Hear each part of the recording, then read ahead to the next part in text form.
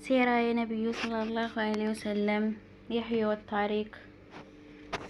አላህ በእነዚያ ሌሊቶች አንድ ጊዜ አዘነበ። ይህ ዝናብ ለጣዖታውያን መከራ ነበር፣ ወደፊት እንዳይራመዱ ከለከላቸው። ለሙስሊሞች ደግሞ ጸጋ ነበር፣ በእርሱ አጸዳቸው። አሰላሙ አለይኩም ወረህመቱላሂ ወበረካቱ። ውድ የተከበራችሁ የቻናሌ ቤተሰቦች እንዴት ናችሁ? ሰላም ከኔ አልሐምዱሊላህ፣ ለከል ሐምድ በጣም ሰላም ነኝ። ክርስቲያን ወገኖችን ሰላም ብያለሁ። ሴራ ክፍል 54። አላህ በዚያ ሌሊት አንድ ጊዜ አዘነበ። ይህ ዝናብ ጣዖታውያን መከራ ነበር፣ ወደፊት እንዳይራመዱ ከለከላቸው። ለሙስሊሞች ደግሞ ጸጋ ነበር፣ በእርሱ አጸዳቸው። የሰይጣንን ርክሰት አስወገደላቸው። በዝናቡ አማካኝነት መሬቱ ተያያዘ፣ አሸዋው ጠነከረ፣ እግሮቻቸው ጸዱ፣ ልቦቻቸውም ተሳሰሩ። ወሳኝ ወታደራዊ ስፍራን መቆጣጠር። የጣዖታውያን ጦር ከበድር ውሃ ቀደም ደርሶ ውሃ እንዳይከለክላቸው በመስገት የአላህ መልእክተኛ ሰለላሁ ዐለይሂ ወሰለም ጦራቸውን ፈጥነው አንቀሳቀሱ። ምሽት ላይም ከበድር ውሃ ዝቅ ብለው አረፉ። በዚያ ጊዜ ከባብ ብን ሙንዚር እንደ ወታደራዊ ባለሙያ አስተያየት ለመስጠት ተነሳ። የአላህ መልእክተኛ ሆይ፣ ይህን ቦታ የመረጡት በአላህ እዝነት መሰረት ነው ወይንስ በግል አስተያየቶ ለጦር ስልት ስትራቴጂ ብለው ያደረጉት ነው በማለት ጠየቀ። እርሳቸውም የለም፣ በግል አስተያየት ያደረኩት ነው አሉ። የአላህ መልእክተኛ ሰለላሁ ዐለይሂ ወሰለም ሆይ፣ ይህማ ከሆነ ጥሩ መስፈሪያ አይደለም። ከታጠገብ የሚገኝ ውሃ ጥግ እስክንደርስ ድረስ እንጓዝ። እርሱን አስጠርተን እርሱ ከጀርባ ያሉት የውሃ ጉድጓዶች በሙሉ እንዲፈናቸው የውሃ መቆሪያዎችን በመገንባት ውሃ እንሙላቸው። ይህ ሲሆን እኛ እየጠጣን እነርሱ ግን እየተጠሙ እንዋጋለን አላቸው። እርሳቸውም ጥሩ ብለሃል አሉት። ሰራዊታቸውን ይዘው ከጠለብ ቅርብ ወደ ሆነው እኩለ ሌሊት ላይም ደረሱ። የውሃ መቆሪያዎችን በመገንባት ውሃ ሙሉ፣ ሌሎች ጉድጓዶችንም ደፈኑ። የአመራር ማዕከል። ሙስሊሞች ከውሃው አጠገብ ከሰፈሩ በኋላ ሰዒድ ቢን ሙዓዝ ለነቢዩ ሰለላሁ ዐለይሂ ወሰለም ጊዜያዊ ማዕከልና ድንኳን እንዲከተል ሀሳብ አቀረበ። ያልተጠበቀ ነገር ቢከሰትና በሙስሊሞች ላይ ሽንፈት ቢደርስ የእርሳቸው ሕይወት ከአደጋ ላይ እንዳይወድቅ ማህበረሰቡም እንዲህ አለ። የአላህ ነቢይ ሆይ፣ እርስዎ የሚጠቀሙበትን ድንኳን እናዘጋጃለን። ፈረስዎን ዝግጁ አድርገን ከአጠገቡ እናቁመው። ከጠላት ጋር ስንፋለም አላህ ድል ለለገሰን መልካም ሆነ። ውጤቱ ተቃራኒ ከሆነ ግን ፈረስዎን ጋልበው ከኛ ኋላ ወዳሉ ወገኖች ይሸሻሉ። የአላህ ነቢይ ሆይ፣ እኛ ለእርስዎ ካለን ፍቅር ይበልጥ የሚወደው ሰዎች መዲና ውስጥ ቀርተዋል። ለጦርነት መዘጋጀትዎን ቢያውቁ ኖሮ ወደ ኋላ አይቀሩም ነበር። አላህ በእነርሱ አማካኝነት ጥበቃ ያደርግልዎታል። ለእርስዎ ፍጹም ታማኝ ናቸው፣ እርስዎ ጋር ይታገላሉ። የአላህ መልእክተኛ ሰለላሁ ዐለይሂ ወሰለም አወደሱት፣ ዱዓም አደረጉለት። ሙስሊሞች በነቢዩ ሰለላሁ ዐለይሂ ወሰለም ከውጊያው መስክ በስተሰሜን ምስራቅ በኩል በሚገኘው ጉብታ ላይ ሆነው የጦርነቱን ሂደት ይመሩ ዘንድ ድንኳን ተከለሉላቸው። በድንኳናቸው ዙሪያም ተሰልፈው ጥበቃ ያደርጉላቸው ዘንድም በሰዓድ ቢን ሙዓዝ የሚመራ የአንሷር ወጣቶች ቡድን ተመረጠ።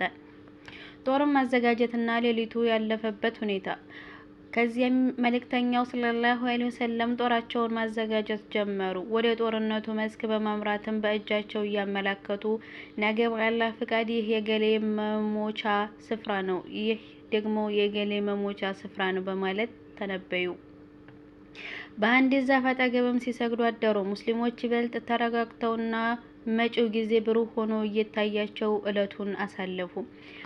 እምነትና ጽናታቸው ጨመረ። ሲነጋ የአምላካቸውን ብስራት በዓይናቸው ለማየት በተስፋ ስሜት ተሞልተው በቂ ረፍት አደረጉ። አላህ እንዲህ ብሏል፣ ከእርሱ የሆነን ሰላም ሊለግሳችሁ በእንቅልፍ በሸፈናችሁ ጊዜ እንዲሁም ያጸዳችሁ የሰይጣንን ጉትጎታ ሊያስወግድላችሁ ለልቦቻችሁም ጥንካሬና ሊያጎናጽፍና እግሮቻችሁንም ውጊያ ላይ ሊያጸና ከሰማይ ውሃን ባወረደ ጊዜ የሆነውን አስታውስ። አል-አንፋል 11። ይህ ሌሊት በሁለተኛው ዓመተ ሂጅራ ረመዳን 17 ቀን ጁምዓ ሌሊት ሐሙስ ለጁምዓ ነበር። ለዘመቻ የወጡት በዚህ ወር በ8ኛው ወይም በ12ኛው ቀን ነበር። በመካውያን ሰራዊት መካከል ክፍፍል ስለመፈጠሩ ሴራ ክፍል 56 በመካውያን ሰራዊት መካከል ክፍፍል ስለመፈጠሩ ቁረይሾች በበኩላቸው ሌሊቱን በሌላኛው አቅጣጫ በጦር ሰፍራቸው አሳለፉ። ሲነጋ ሰራዊታቸውን ይዘው ወደ በድር ሸለቆ አቀኑ። ከፊሎቹ የአላህ መልእክተኛ ሰለላሁ ዐለይሂ ወሰለም ወደ አስቆፈሩት ጉድጓድ አመሩ። የአላህ መልእክተኛ ሰለላሁ ዐለይሂ ወሰለም ተዋቸው ይጠጡ ሲሉ አዘዙ። ያን ውሃ እየጠጡ ጣዖታውያን በአንደኛው በስተቀር ሁሉም ጦርነቱ ተገደሉ። ከሞት የተረፈው ሐኪም ቢን ሐዚም ብቻ ሲሆን እርሱም ኋላ ላይ ሰለመ። ጥሩ ሙስሊምም ሆነ ሲምልም በዚያ በበድር ዕለት ለሞት ባተረፈኝ ጌታ እምላለሁ ነበር የሚለው። ቁረይሾች ከማረፊያቸው ደርሰው ሲረጋጉ ኡመይር ቢን ወህብ አልጀምኒ የተባለው ሰው የመዲናውያን ጦር አቅም ያጠና ዘንድ ላኩት። ኡመይር በፈረሱ የሙስሊሞችን ሰፈር ይዞ ተመለሰና 300 አካባቢ ይሆናሉ። ሌላው የደጀን ኃይል ይኖራቸው እንደሆነ ግን ለማወቅ ጥቂት ጊዜ ስጡኝ አለ። በሸለቆ በኩል እስከ ሩቅ ስፍራ ድረስ ሲያስስ ቆይቶ ምንም ነገር አላገኘም። ተመለሰና ምንም ነገር አላገኘሁም፣ ግና ቁረይሾች ሆይ መከራ ሞትን ያመጣል። የየስሪብ ግመሎች ትኩስ ሞት ተሸክመዋል። ከሰይፋቸው ውጪ መጠጊያና መሸሻ የሌላቸው ሰዎች ናቸው። በአላህ እምላለሁ ሳይገድል የሚሞት ከመካከላቸው አይኖርም። ከመካከላችን አውራዎቻችንን ከገደሉብን ከዚያ በኋላ ሕይወት ጣዕም አይኖራትም አላቸው። በዚህ ጊዜ ጦርነቱ ጉጉት ያደረበትን የአቡ ጀህልን በመቃረን ያለው ውጊያ እንመለስ የሚል አስተያየት ከጦሩ መሃል ጎለበተ። ሐኪም ቢን ሐዝም ከዑትበት ቢን አቢ አህ ዘንድ መጣና አበል ወሊድ ሆይ የቁረይሽ ባላባትና አለቃ ነህ። ሰዎች ይታዘዙሃል። ዘለዓለም ስትወሳበት የምትኖረውን በድርጊት ላመላክትህ አለው። ምንድነው እሱ ሲል ጠየቀው። ሰዎችን ይዘህ ተመለስ። የወዳጅህን የአምር ወዳጅ ስለሆነ የደም ካሳውም የጠፋ ንብረቱ እኔን ይመለከታል። ከአቡ ጀህል ዘንድ ሂድና አማክረው። የሰዎችን ጉዳይ ከእርሱ ሌላ የሚያበላሽ አለ ብዬ አላስብም አለው። ከዚያም እጥባህ ከሰዎች መሀል ቆመና ቁረይሾች ወይ በአላህ እምላለሁ ከመሐመድና ከባልደረቦቹ ጋር ጦርነት በመቅጠም የምታገኙት በጎ ነገር የለም። በአላህ እምላለሁ ብታሸንፉ ትርፋችሁ የአጎትና የአክስት ልጅ የዘመዳሞች መገዳደል ብቻ ስለሚሆን ትነወራላችሁ። ስለሆነም ተመለሱ። በሙስሊሞችና በአረቦች መካከል ጣልቃ አትግቡ። ካሸነፍ የምትፈልጉትን ተፈጸመ፣ ካልሆነም ራሳችሁን ለአደጋ ማጋለጥ ቀረላችሁ በማለት ነገራቸው። ሐኪም ቢን ሐዝም ከአቡ ጀህል ዘንድ ሄዶ አቡ ጀህል ጥሩራውን እያዘጋጀ ነበር። አቡ ሐከም ሆይ ከዑትበት ተልኬ ነው በማለት መልእክቱን ነገረው። አቡ ጀህልም በአላህ እምላለሁ ዑትበት ይህን ያለው አምኖበት ሳይሆን ሙሐመድና ባልደረቦቹን ባየ ጊዜ ፍርሃት አድሮበት ነው። አላህ በእኛና በመሐመድ መካከል አንዳች ውሳኔ እስኪያወርድ ድረስ ፈጽሞ አንመለስም። ከመካከላቸውም ልጁ ይገኛል። በዚህ ምክንያት ያስፈራራችኋል አለ። የዑትበት ልጅ አቡ ሁዘይፋህ ቀድሞ ብሎ መስለሙ ይታወቃል። ዑትበት የአቢ ጀህልን መልስ ሲሰማ ከኔና ከእርሱ ማን እንደፈራ ያያል አለ።